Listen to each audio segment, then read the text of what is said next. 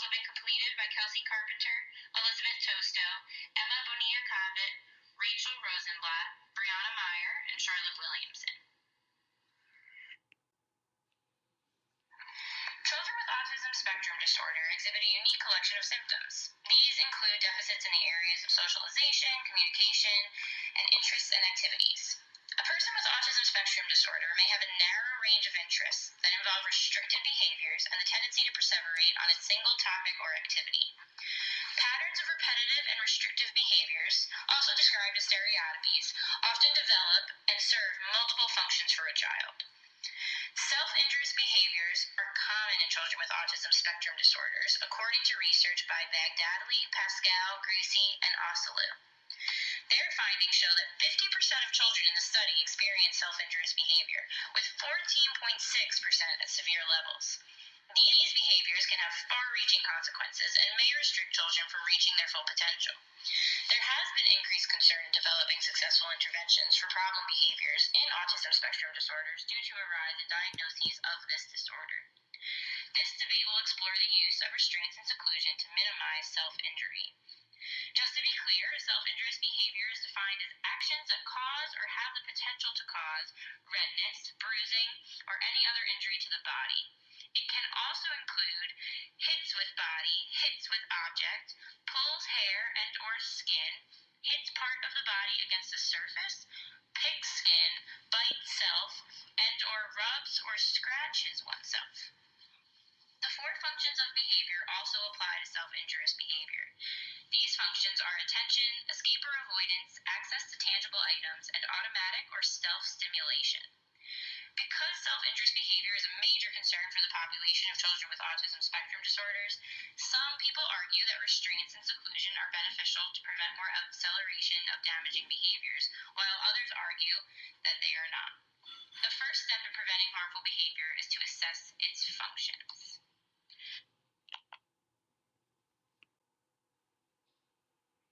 To start, the against side will discuss their points. The topics that they will discuss related to restraint to support their argument are the Code of Ethics and Principles of Ethics, which will be discussed by Kelsey Carpenter. Then, Emma will be discussing the effect on maladaptive behaviors. And lastly, Beth will be discussing injury and death due to ineffective training of restraint.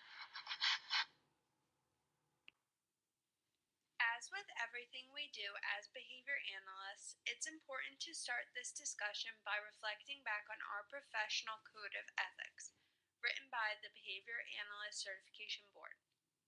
I'm going to highlight some of the most important sections in relation to why we shouldn't be using restraints on children with disabilities.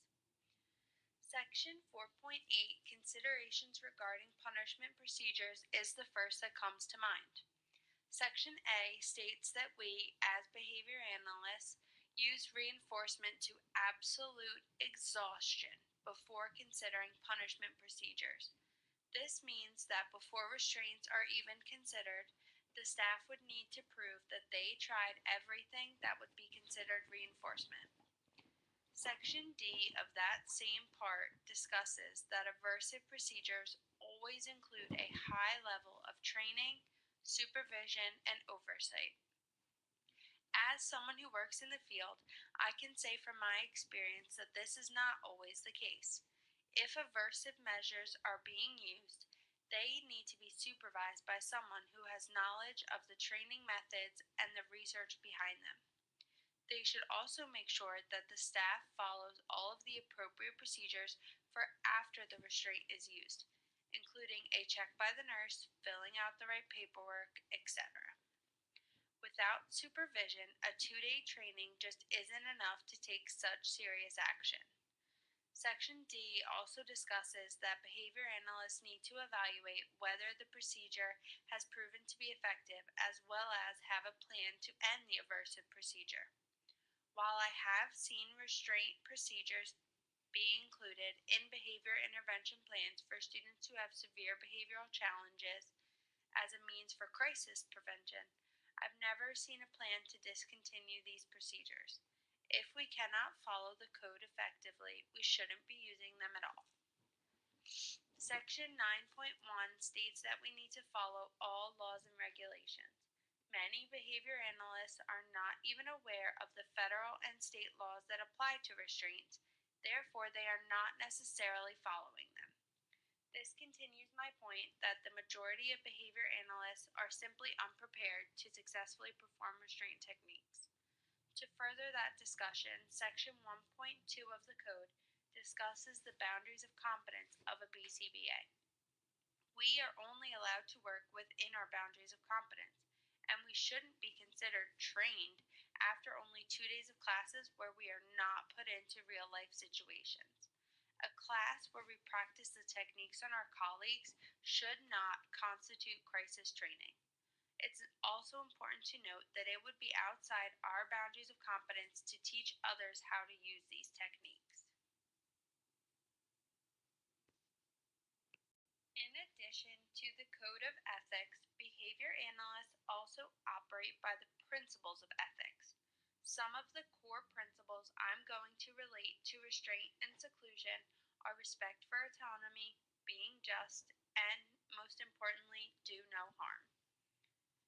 When you put a child into restraints, you are taking away their right to move their body freely. They are not making choices for themselves when you are controlling their body for them. They are also losing their right to be free from embarrassment. Every time an individual uses their body to control someone else's, they are taking away that person's right to autonomy. The children we work with often have impaired cognitive ability, which means they are already at a diminished capacity to make choices for themselves. They also often have limited ability to communicate their thoughts, feelings, wants, and needs. It should also be noted that children often act out and have these negative behaviors as a form of communication.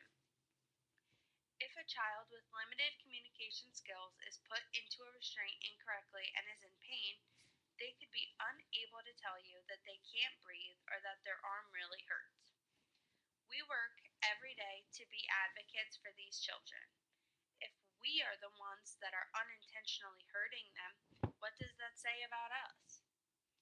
Being just refers to the fact that all individuals have the same rights, regardless of disability or behaviors. We need to use the least amount of force necessary when working with our students. Behavior analysts view our clients and students as people first. If we wouldn't want someone to do it to us, ethically, we should not be doing it to our students. Most importantly, we operate by the principle of do no harm. Behavior analysts always act in the best interest of our clients and do not do anything that could harm them. When you use restraints, even if you are appropriately trained, you are accepting the risk of potentially hurting the individual, even if it is unintentional. Some of the potential physical risks are broken bones, bruises, and, unfortunately, in serious cases, death. Not to mention that even if the individual is not physically harmed by the restraint, the emotional trauma can be just as harmful. Individuals with disabilities often struggle with their emotions, and they cannot necessarily process what happened after the restraint is over. There can also be social harm if the restraints are done while in view of other students or teachers.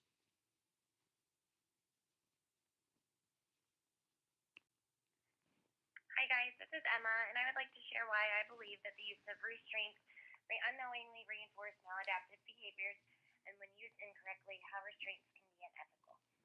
I will also discuss the role a behavior analyst plays in the use of restraints. First, I'll start by sharing that according to an article by McGee and Ellis, the use of physical restraints may positively reinforce maladaptive behaviors. For example, attention-seeking behavior and escape avoidance behavior may be reinforced or maintained by the use of physical restraints. A student who is seeking attention may engage in a behavior that he knows will require the use of physical restraint, and therefore he will be provided with adult attention. A student who is trying to escape or avoid a task may engage in a certain behavior because he knows a physical restraint will be used and he'll be able to escape the demand, at least momentarily. The study highlights the importance of identifying and evaluating events that may be functionally related to the problem behavior. Rather than using physical restraints, the author suggests the use of differential reinforcement and extinction, which we use every day as behavior analysts. The function of a maladaptive behavior should be identified prior to the use of physical restraints. Not all teachers are educated on the functions of behavior and may unknowingly be reinforcing or maintaining the problem behavior. A functional assessment or a functional analysis should be conducted. Once the function of a behavior is determined, the more effective intervention can be used rather than just the use of physical restraint. Lastly, I'd like to add that the use of physical restraints cannot be easily generalized to another environment. For instance, if a client were to engage in physical aggression in a home setting, it's unlikely that there would be 2 or 3 trained adults who can implement safe restraint procedures.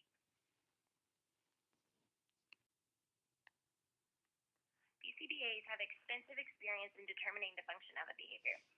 For an educator, it may be more difficult to quickly assess the function and implement a correct intervention. In a clinical setting where ABA therapists work one-on-one with clients, the therapists are trained on how to determine the function of a behavior and how to implement the client's behavior intervention plan appropriately. At my ABA clinic, therapists are observed regularly to ensure behavior intervention plan is implemented correctly based on the function of the behavior. BCBAs are available at all times to assist in the de-escalation of maladaptive behaviors or to coach us through new strategies if a behavior intervention plan isn't working as according to plan. In a school setting, a BCBA may not be as accessible. In my clinic, we have BCBAs, multiple BCBAs that we can reach by a quick phone call, and they will be out on the floor with us almost immediately.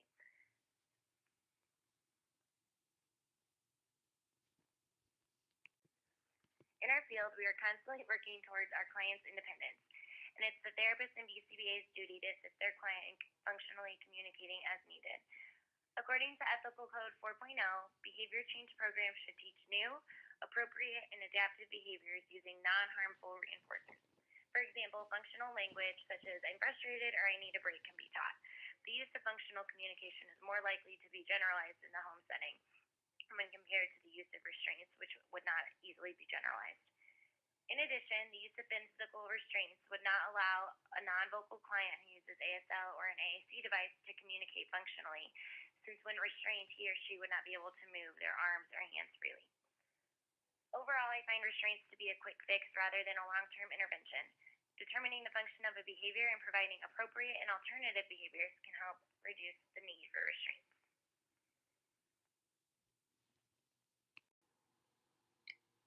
Professionals that use restraint claim that it is necessary to manage dangerous behaviors. People who advocate for child safety state that there are far too many children who become injured or die when these professionals restrain them. The Child Welfare League of America is an organization that works on reducing restraint and seclusion. In 2004, they stated that between 8 and 10 deaths occur every year due to restraint. They also discussed the countless number of broken bones, bruises, bites, and damaged joints that result in it as well. Most hospitals, psychiatric, and law enforcement applications have strict guidelines that govern the use of restraint, but most schools or child care agencies do not have such standards. School systems do not have strict guidelines for restraint and oftentimes result in using it. The use of restraint is recognized by the professional community as a widely used protective procedure often implemented for a variety of reasons, including prevention of violence, self-injurious behavior, and injury or property damage due to temper tantrums, as well as a response to noncompliance. Teachers should be educated on other alternatives to restraint or preventative methods.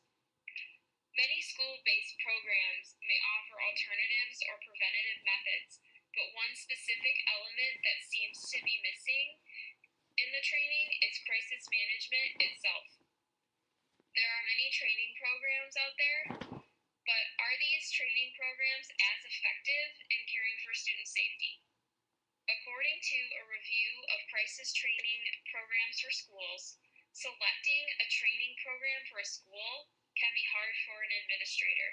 It can be difficult to find a course that matches what types of physical interventions they need based on and specialized in their student population.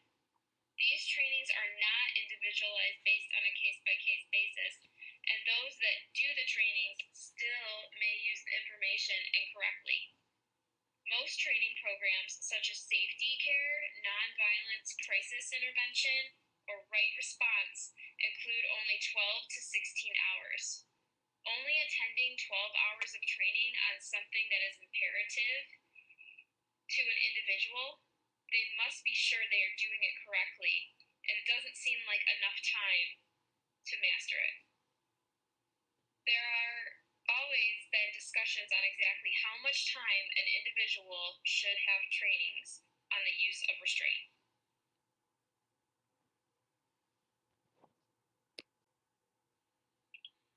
Another concern that pertains to the use of restraint is for those individuals who experience sensitivity to touch, like some individuals with developmental disabilities may exhibit. An article I read discussed how there are not many training programs available out there right now that provide people undergoing the training about trauma care or specific to a disability or diagnosis.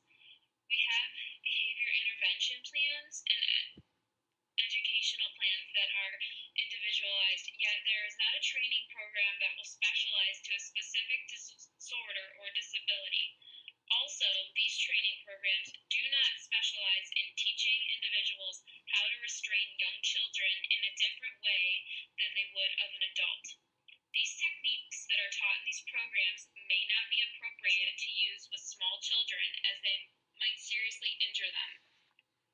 The article, A Review of Crisis Training Programs for Schools, discussed how schools should spend less time finding a training program for restraint that would fit with their dynamic and more time finding trainings that would focus on preventative programs. These preventative programs would be most useful to schools because they may even eliminate the use of restraint or stop particularly severe dangerous behaviors from beginning in the first place. With the history of injuries, deaths, broken bones, it is crucial that instead of using restraint, individuals who work with people that engage in dangerous or self-injurious behaviors should receive trainings on preventative measures to use instead.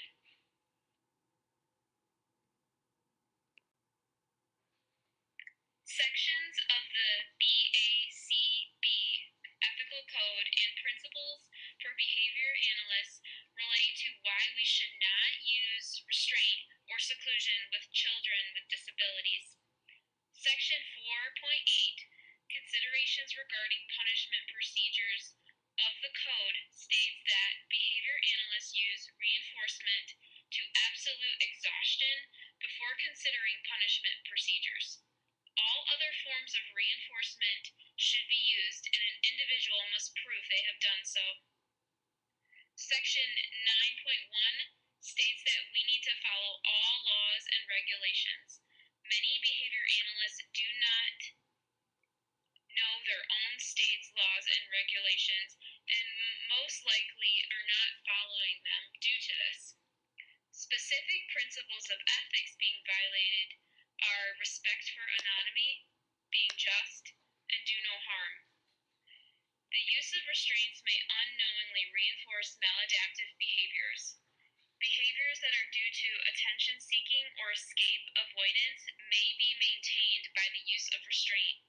Identifying the events or antecedents that are functionally related to the problem behavior is something that needs to be done rather than using physical restraint. Finding out the function of a behavior and teaching alternative and appropriate behaviors can reduce the need to use restraint. Professionals that use restraint claim it is necessary to manage dangerous behaviors. People who advocate for child safety state that far too many children become injured or die when these professionals restrain them.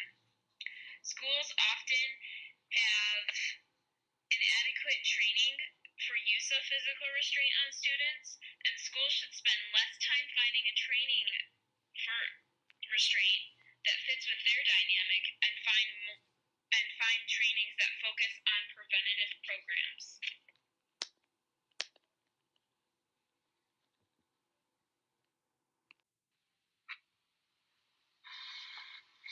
The force side will now discuss the documents related to restraint to support their argument. I, Catherine, will be doing the introduction.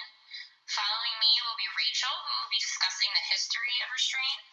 After her will be Charlotte, discussing types of restraints. And lastly, Bree will be talking about the proactive measures and debriefing of restraints. Physical interventions may have short-term and long-term detrimental implications for the clinician. Because of this, regulatory agencies and advocacy groups are pushing for a reduction in the use of restraint. However, there are clinical situations for which verbal and behavioral techniques are not effective, and the use of seclusion and restraint becomes necessary to prevent harm to the patient and or staff. When use of restraint and seclusion is unavoidable, there are measures that can be taken to mitigate some of the negative consequences that may result when such actions are taken.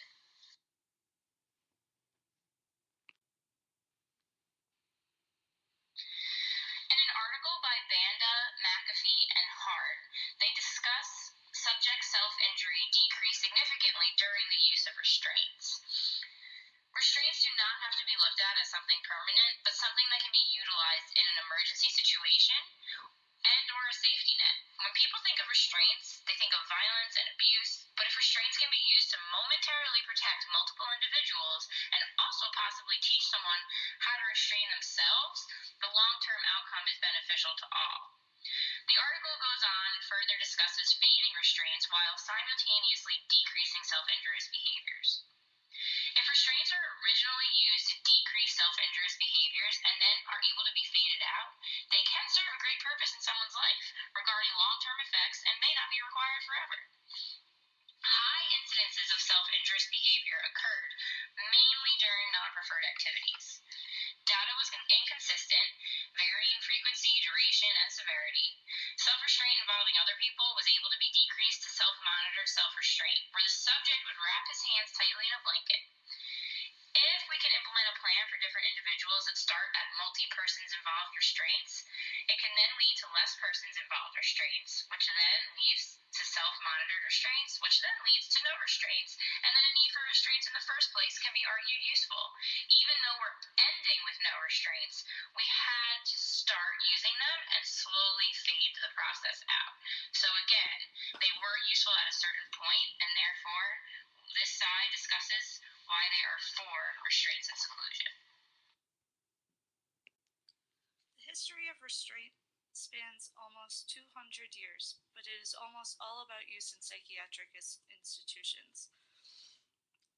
As you can see on the slides, many cases were brought to court under the 14th Amendment, and Wyatt and Stickney is one of those cases.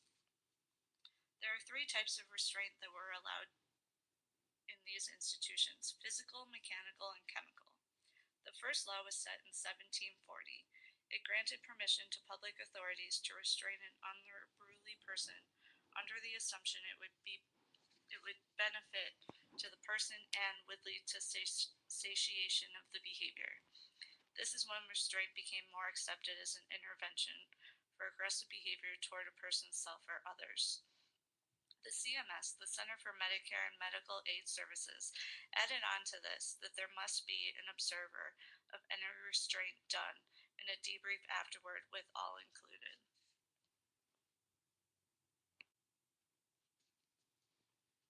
I want to address the definition of restraint, which is any physical method of restricting an individual's freedom of movement, physical activity, or normal access to his or her own body.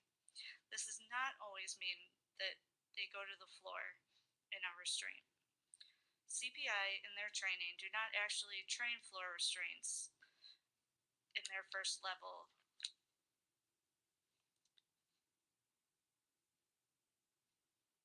Restraint is different than therapeutic holding that may be less restrictive way to support a child through an intervention.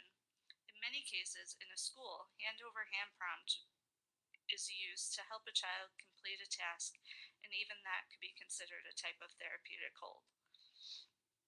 Arnie Duncan, in 2012 as Secretary of Education, wrote a document entitled the Restraint and Seclusion Resource Document to be reviewed by all public and private schools.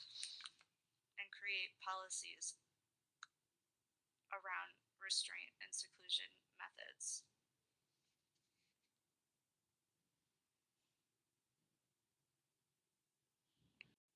This child with extreme aggressive outbursts. Now, everyone is shaking their head and saying, how could you ever restrain a 5-year-old? I will explain. The risk was high. He could hurt himself or others. He had broke my nose at one point and bit my arms multiple times. And the likelihood it would happen was only in the unlikely to likely range. He did not have outbursts every day and could go weeks without them. So this environment was suited for him. It was the least restrictive environment for his educational needs. This instance, we had to clear the room of all the other students, and only me and one other staff stayed with him. We allowed him to tear the room apart, saying as though inanimate objects are not our concern. At the point that he climbed up on the counter and had access to other materials and items such as scissors, we had to do something about it. We brought him down off the counter and put him in a child support position. Now, I did not say restraint, and he could still move his body and walk if he chose. I tried to transport him to a safer area, and he still continued to headbang, attempt to bite, and kick me. All this time, there was a trained observer as well. Anyway, this whole story was the span of 10 minutes, only 2 of which were in a true restraint, and a debrief of his behavior plan and behavioral expectations were explained to him the next day.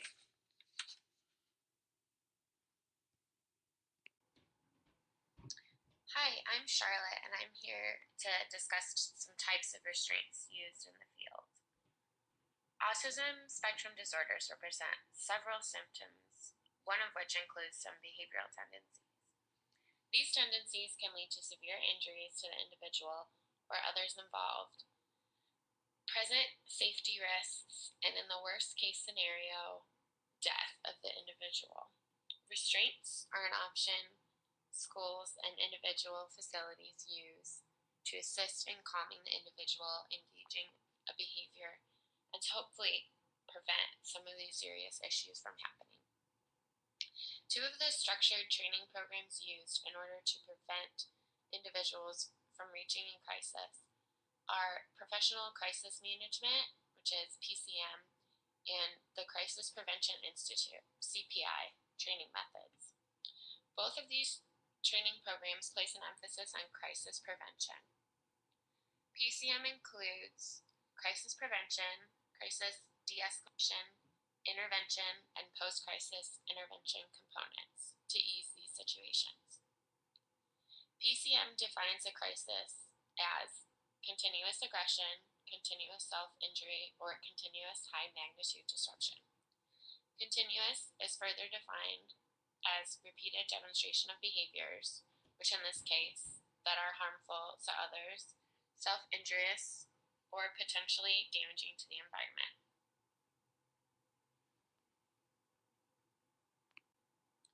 Types of physical restraints used in PCM are transportation procedures, vertical immobilizations, and horizontal immobilizations. And the horizontal immobilizations are prone immobilizations and supine immobilizations.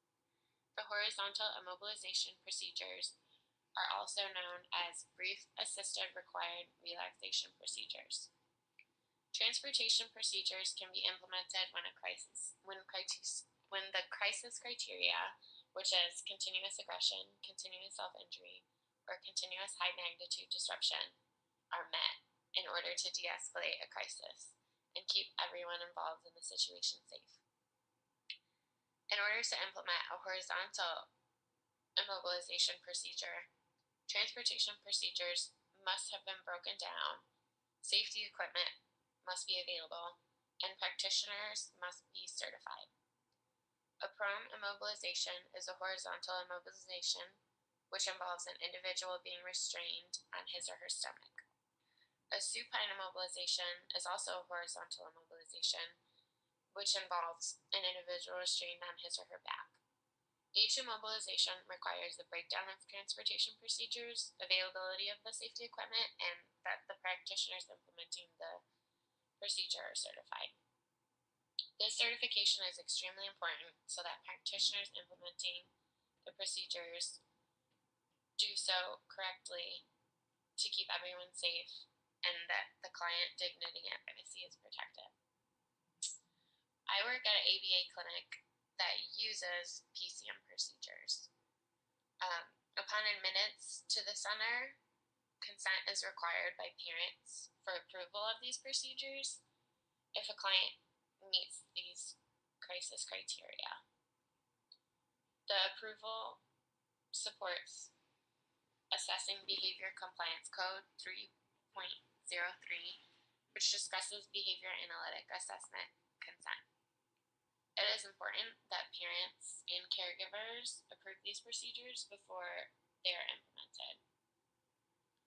At the center I work for, each ABA therapist becomes certified in PCM before they are able to implement the procedures.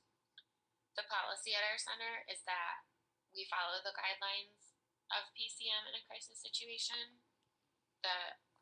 and the client generally has PCM in their behavior plan if the client has frequently met the crisis criteria. If a client does not have the PCM procedures in their behavior intervention plan, it is still required that individuals would use PCM procedures if the client meets the crisis criteria, which again are continuous aggression, continuous self-injury, or continuous high magnitude disruption. And the procedures would be implemented as long as the practitioners are certified. If an individual is not certified in PCM and a client is near meeting these criteria, the individual must immediately call for help. And this ensures that safety of the client and individuals involved in the procedures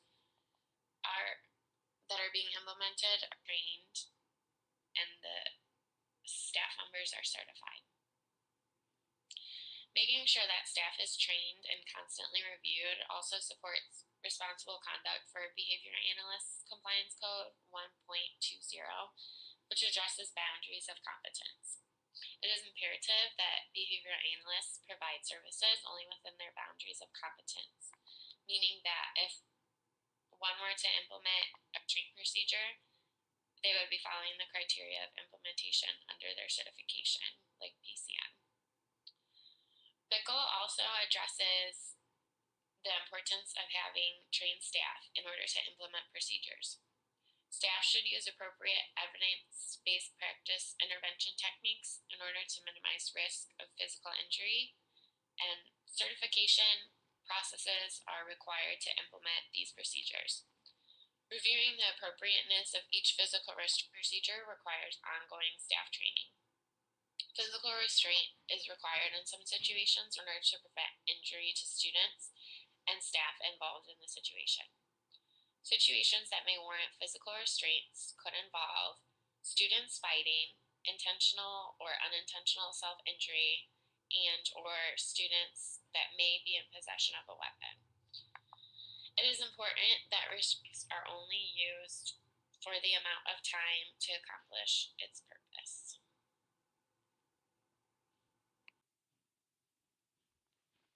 We should constantly be holding ourselves accountable for the decisions we make as behavior analysts, behavior technicians, specialists, and so on, by asking ourselves, is the child or a peer in immediate danger? Are we properly trained, or do we feel the risk of not restraining is greater than the risk of restraining? And finally, are we using this measure as a last resort? If the answer to any of these questions is no, restraints should not be used. This is to ensure that only effective and safe techniques will be used by qualified staff. It is important to note that according to the Association of Behavior Analysts International, the use of restraints is not a treatment for challenging behavior, but a tool for safety in dangerous situations.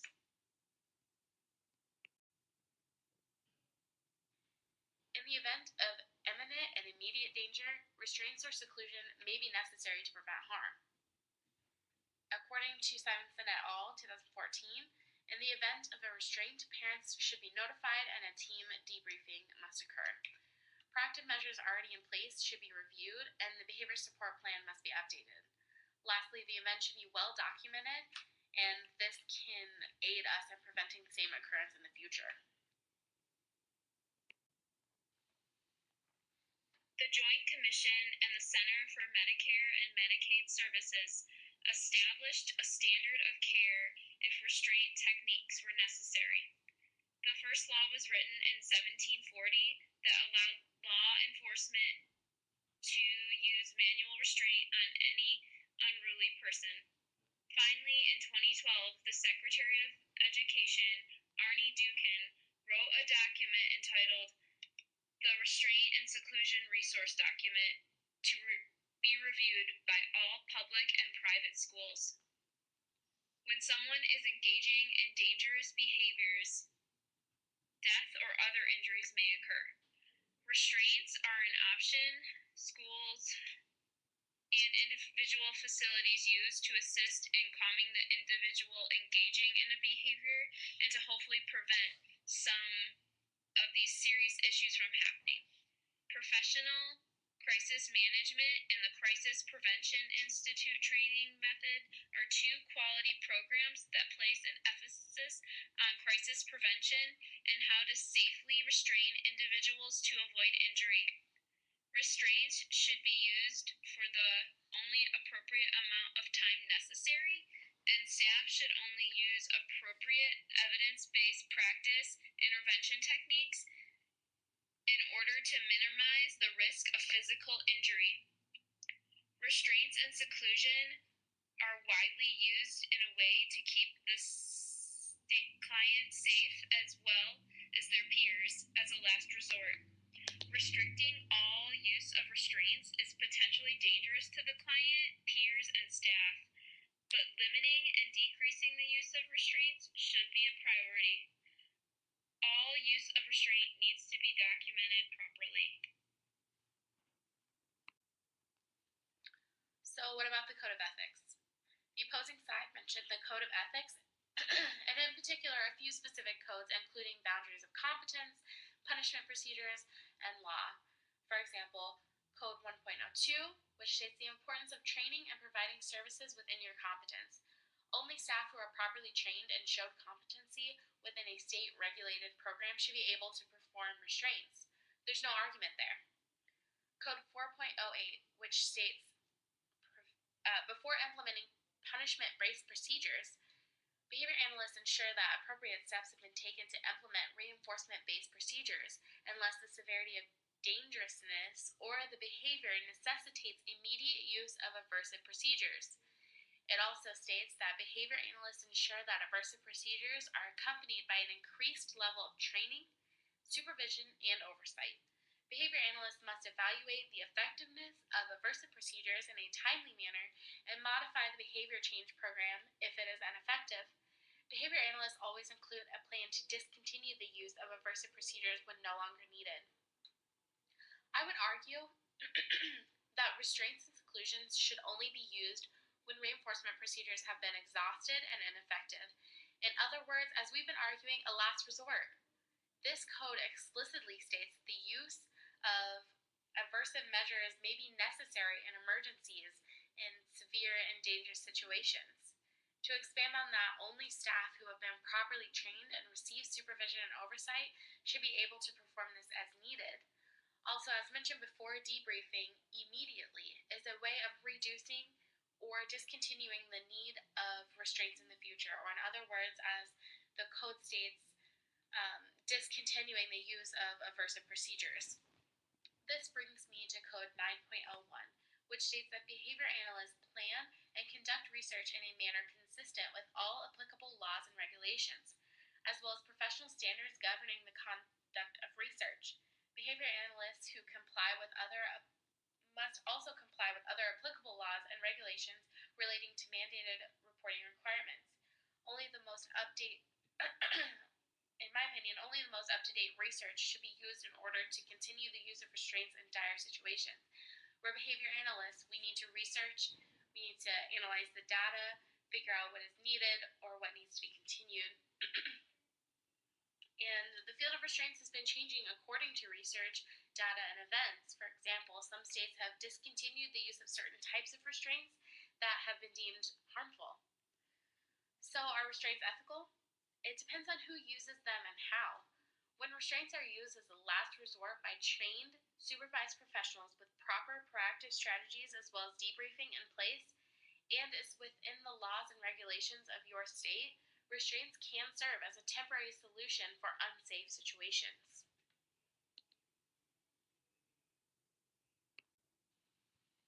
Hi, I'm Kelsey, and I'm back to answer some potential questions you might have. One way you can prevent wrongful restraint is by having open conversations with your coworkers so that everyone is on the same page. You should also have proactive strategies in place so that you only use restraint as a last resort. You should also know the state and federal laws and regulations that are applicable to you in case you are in a situation where you feel the need to restrain. If you see an individual being wrongfully restrained, it's your responsibility to report it. I live in New Jersey, so I would call the New Jersey Child Abuse Hotline. You should also report it to your supervisors, including your supervising BCBA. You might be asked to file an incident report about what you saw. If you have questions about restraint and seclusion, please contact your BCBA or whomever is in charge of training in your school district or clinic. You can also contact an individual who works for the program you use.